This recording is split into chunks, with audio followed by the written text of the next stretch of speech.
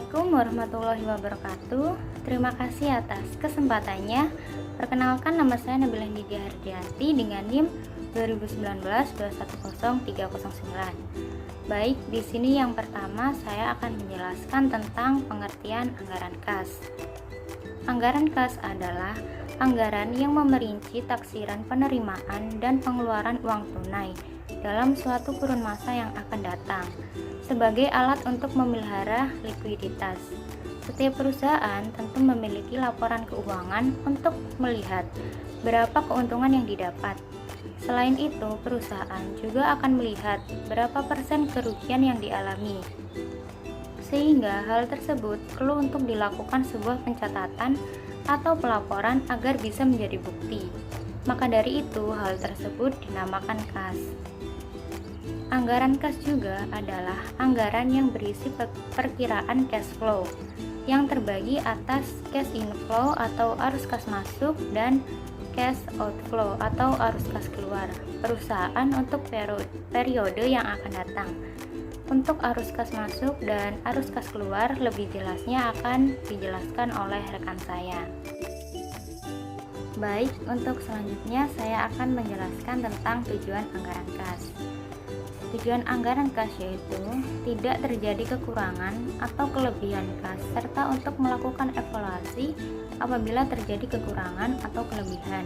Maka dari itu, adapun beberapa tujuan penyusunan anggaran kas, yaitu diantaranya: yang pertama, menentukan posisi kas pada berbagai waktu dengan membandingkan uang kas masuk dengan uang kas keluar. Yang kedua, memperkirakan kemungkinan terjadinya defisit atau surplus. Yang ketiga, mempersiapkan keputusan pembelanjaan jangka pendek dan jangka panjang. Yang keempat, sebagai dasar kebijakan pemberian kredit. Yang kelima, sebagai dasar otorisasi dana anggaran yang disediakan. Lalu yang terakhir atau yang keenam, sebagai dasar penilaian terhadap realisasi pengeluaran kas sebenarnya. Baik, selanjutnya saya akan menjelaskan tentang kelebihan dan kelemahan dalam penyusunan anggaran kas. Untuk kelebihan dalam penyusunan anggaran kas yaitu terbagi menjadi beberapa bagian. Yang pertama yaitu mengetahui posisi kas pada berbagai waktu sebagai hasil operasional. Lalu yang kedua, mengetahui kapan terjadi kelebihan atau kekurangan kas. Yang ketiga, menentukan besarnya pinjaman. Yang keempat, sebagai otorisasi penggunaan dana atau kas. Lalu yang terakhir atau yang kelima adalah sebagai sarana pengendalian kas. Lalu untuk kelemahan dalam penyusunan anggaran kas juga terbagi menjadi beberapa bagian, yaitu diantaranya yang pertama, penaksiran anggaran belum tentu tepat dan sesuai dengan kondisi yang sebenarnya. Yang kedua, seringkali kondisi yang digunakan sebagai dasar penyusunan anggaran mengalami perkembangan yang jauh dari apa yang direncanakan sehingga perlu penyesuaian. Yang ketiga, banyaknya pihak yang terlibat dalam penyusunan anggaran. Lalu yang terakhir atau yang keempat, penganggaran tidak terlepas dari penilaian subjektif dari pembuat kebijakan, terutama pada saat data dan informasi tidak cukup atau lengkap. Baik, sekian presentasi dari saya. Selanjutnya akan dilanjutkan oleh rekan saya. Terima kasih. Wassalamualaikum warahmatullahi wabarakatuh. Terima kasih atas kesempatannya. Perkenalkan, saya Sabita Mawarda dengan NIM 2019-210305. Nah, di sini saya akan menjelaskan mengenai informasi yang dibutuhkan dalam anggaran kas. Yang pertama, pendekatan penerimaan dan pengeluaran kas. Pengeluaran kas muncul dari berbagai pembayaran tunai, misalnya pembelian bahan baku, upah tenaga kerja langsung, biaya-biaya tunai, misalnya pembelian aktiva tetap untuk periode yang bersangkutan, pajak, dan pembayaran dividen. Pada pendekatan ini, semua pos yang bersifat aktual harus dijabarkan terlebih dahulu ke dalam kas basis. Pendekatan ini mudah digunakan jika perusahaan telah membuat rencana laba komprehensif karena semua data telah tersedia secara terperinci. Pendekatan ini berguna untuk menyusun anggaran aliran kas jangka pendek. Selanjutnya, anggaran kas jangka panjang yang meliputi jangka waktu 5-10 tahun. Bila mana perusahaan menyusun corporate plan, maka jangka waktu anggaran kas jenis ini disesuaikan dengan waktu yang tercakup di dalam corporate plan tersebut.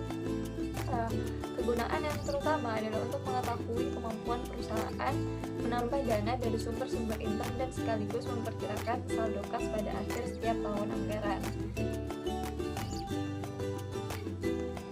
Selanjutnya, sumber kas dan penggunaan kas. Sumber kas masuk yang utama adalah pertama, hasil penjualan produk secara tunai.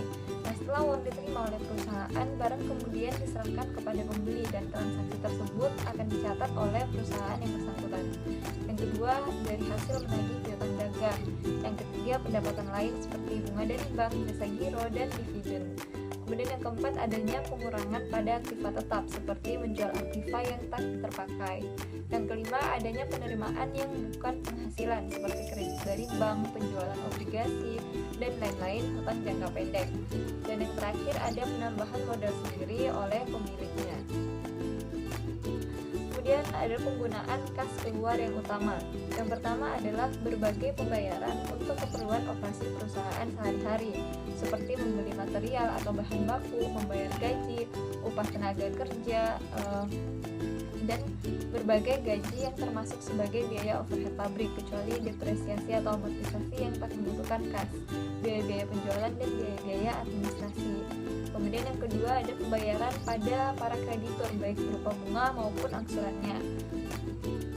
Karena anggaran kas yang disusun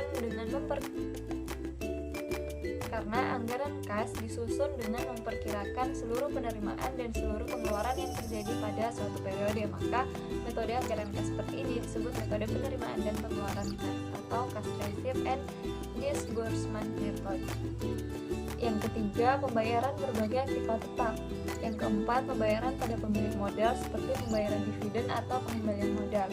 Kemudian yang kelima, yang terakhir yaitu pembayaran pada pemerintah seperti membayar pajak, cukai, materai, restitusi, dan lain-lain. Jadi saldo kas pada akhir suatu periode akan sama dengan saldo kas awal ditambah seluruh penerimaan dikurangi seluruh pengeluaran yang terjadi pada periode bersangkutan.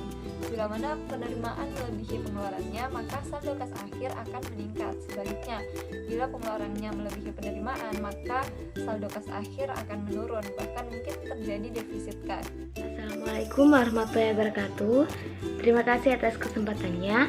Perkenalkan, saya Gianda Arofia Afrovita dengan NIM 2019-210319. Saya akan menjelaskan mengenai contoh penyusunan anggaran kas. Nah, di sini kami menggunakan kasus dari PT Good Job. Nah, di sini pula tersedia informasi mengenai rencana penjualan, yaitu 60% penjualan kredit, berarti 40%-nya adalah penjualan tunai.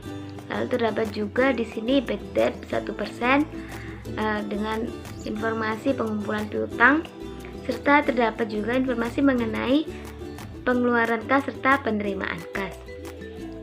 Baik, langsung saja kita ke cara perhitungannya.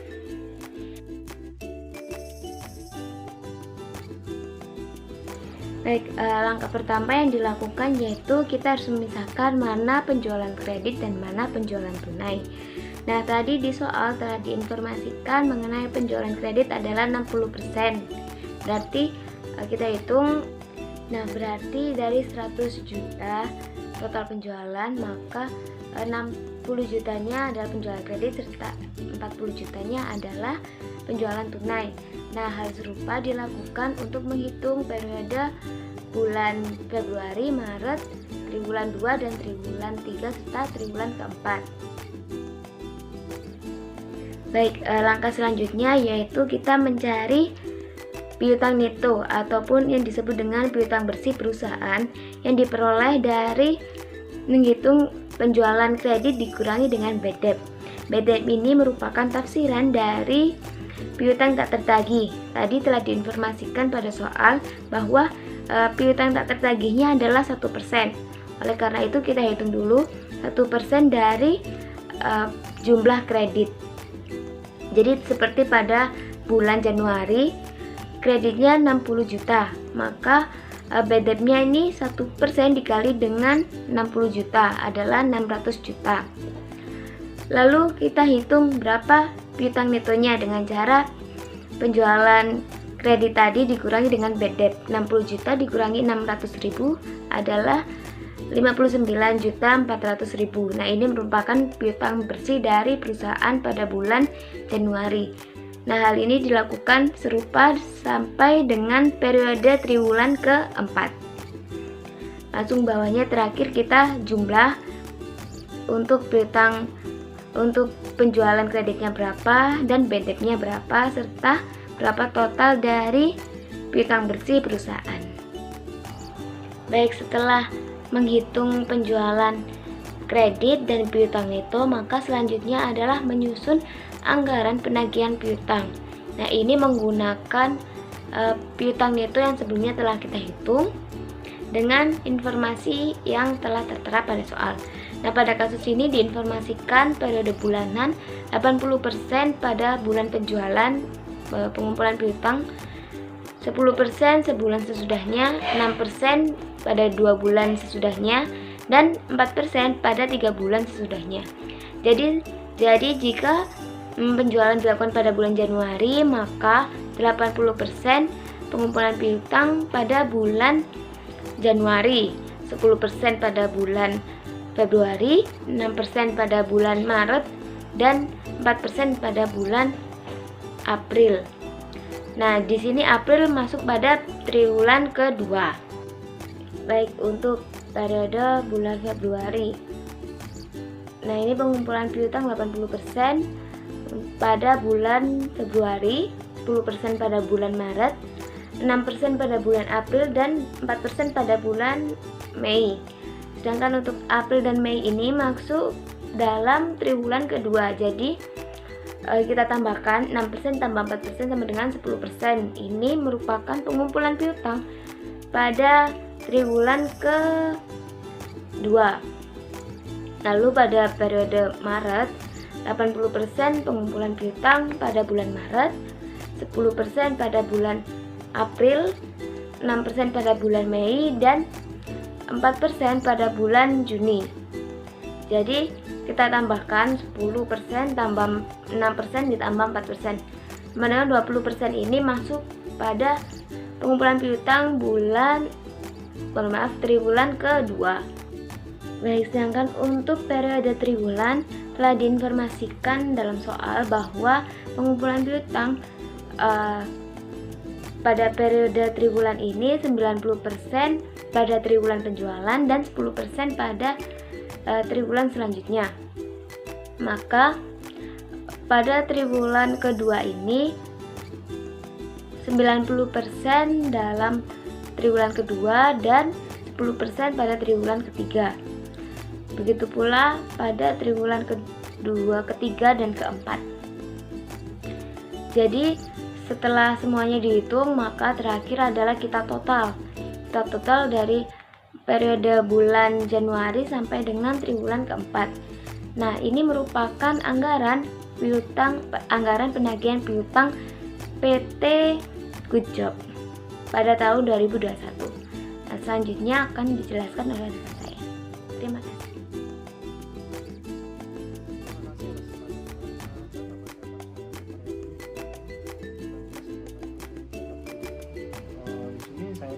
Mengenai anggaran penerimaan kas yang dapat bersumber dari penjualan tunai, penagihan piutang, serta pendapatan lain-lain. Seperti yang telah diinformasikan dalam soal, penjualan tunai didapat dari anggaran penjualan yang sebelumnya telah dijelaskan oleh rekan saya, yaitu pada bulan Januari sampai TW keempat. Jadi di sini kita tinggal mengcopy-paste saja anggaran sebelumnya. Lalu selanjutnya penagihan piutang yang bersumber dari anggaran penagihan piutang yang sebelumnya telah dijelaskan oleh rekan saya juga. Kita ambil yang total dari anggaran bulan Januari, Februari, Maret sampai dengan bulan keempat. Sesuai dengan yang ada pada tabel tersebut, lalu kita tinggal mengcopy-paste saja dari anggaran penagihan piutang. Sedangkan untuk pendapatan lain-lain ini kita yang dapat dari berdasarkan informasi yang tertera pada soal yang sebelumnya ada, yaitu pada bulan Januari sebesar 10 juta, bulan Maret sebesar 4 juta, TW3 sebesar 14 juta, dan TW4 sebesar 18 juta. Nah, setelah itu kita mencari jumlah dari setiap periode untuk jumlah penerimaan kas yang didapat dari setiap periode. Langsung kita total saja dari penjualan tunai ditambah dengan penagihan piutang tambah pendapatan lain-lain, dan jadilah anggaran penerimaan kas. Lalu selanjutnya kita mencari anggaran pengeluaran kas. Di mana anggaran pengeluaran kas dalam kasus soal ini sumber pengeluaran berasal dari bonus karyawan, pembayaran hutang, bahan baku, upah dan gaji, dan pengeluaran lain-lain. Kita lihat berdasarkan informasi yang tertera. Bonus karyawan pada TW kedua sebesar 15 juta dan TW keempat sebesar 26 juta. Langsung kita masukkan saja pada tabel anggaran pengeluaran kas. Lalu pembayaran hutang pada bulan Februari sebesar 5 juta, TW2 dan TW4 sebesar 200 juta. Kita masukkan pada tabel juga. Lalu untuk pembayaran bahan baku, pada informasi diketahui bahwa semua bahan baku diambil dari 40% total penjualan, di mana 40% dikali total penjualan yang sebelumnya ada pada informasi tabel.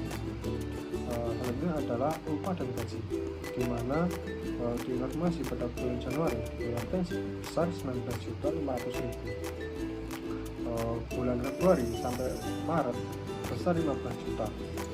TW2 sebesar 48.750.000. TW3 sebesar 45.550.000 dan TW4 sebesar 46.100.000. Lalu selanjutnya adalah pengeluaran lain-lain. Untuk periode Januari sampai Maret sebesar 60.750.000, sedangkan TW2 sampai TW4 sebesar 22.500.000. Nah, setelah kita masukkan semua informasi yang kita dapat pada kasus soal, maka kita tinggal menjumlah untuk mendapatkan berapa total anggaran pengeluaran kasnya. Setelah ditotal, bonus karyawan ditambah pembayaran hutang, ditambah bahan baku, ditambah upah gaji, dan pengeluaran lain-lain, yaitu merupakan hasil dari pengeluaran kas yang ditotal setiap periode. Terima kasih. Terima kasih atas kesempatannya. Perkenalkan, saya Rika Amelia dengan NIM 2019-210312.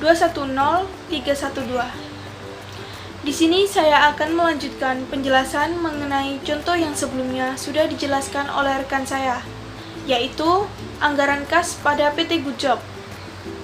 Mengenai pekerjaannya, yang pertama-tama pada bulan Januari, masukkan dulu saldo kas awal, seperti yang sudah tertera di contoh soal, bahwa saldo kas awal tahun sebesar 19.500. Selanjutnya, baris penerimaan kas, di mana kita bisa mengambil dari jumlah tabel anggaran penerimaan kas yang sudah dijelaskan oleh rekan saya sebelumnya, yaitu sebesar 97.520. Lalu sama seperti sebelumnya, selanjutnya masukkan nilai pengeluaran kas yang bisa diambil juga dari jumlah tabel anggaran pengeluaran kas, yaitu sebesar 66.250. Lalu selanjutnya yaitu kas tersedia, di mana jumlah ini bisa kita dapatkan dari saldo kas awal ditambah dengan penerimaan kas yang totalnya sebesar 117.020. Dan untuk saldo kas akhir bisa didapat dari jumlah kas tersedia dikurangi pengeluaran kas yang hasilnya sebesar 57.770. Lalu untuk bulan Februari dan Maret, cara untuk melakukan penjumlahan anggaran kas sama seperti bulan Januari.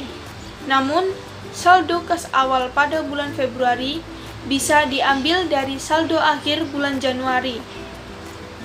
Hal itu pula untuk saldo awal pada bulan Maret juga diambil dari saldo akhir pada bulan Februari. Oke, baik, saya akan menjelaskan untuk bulan Februari. Untuk saldo kas awal bulan Februari, kita ambil dari saldo kas akhir, yaitu sebesar 57.770. Lalu untuk penerimaan kas, sama seperti sebelumnya, kita ambil dari jumlah tabel anggaran penerimaan kas, yaitu sebesar 115.164.960. Lalu untuk hasil kas tersedia didapat dari saldo kas awal ditambah penerimaan kas yang hasilnya sebesar 165.934.960. Lalu untuk pengeluaran kas pada bulan Februari diambil dari jumlah tabel anggaran pengeluaran kas, yaitu sebesar 76.670. Dan yang terakhir yaitu saldo kas akhir pada bulan Februari yang dihasilkan dari kas tersedia dikurangi pengeluaran kas. Dan untuk penjumlahan bulan Maret, TW1, 2, dan 3, caranya juga sama seperti cara penjumlahan pada bulan Januari dan Februari. Kurang lebihnya seperti itu penjelasan dari saya dan rekan-rekan saya. Jika ada salah kata dan kurangnya penjelasan dari kelompok kami, mohon dimaafkan. Terima kasih. Wassalamualaikum warahmatullahi wabarakatuh.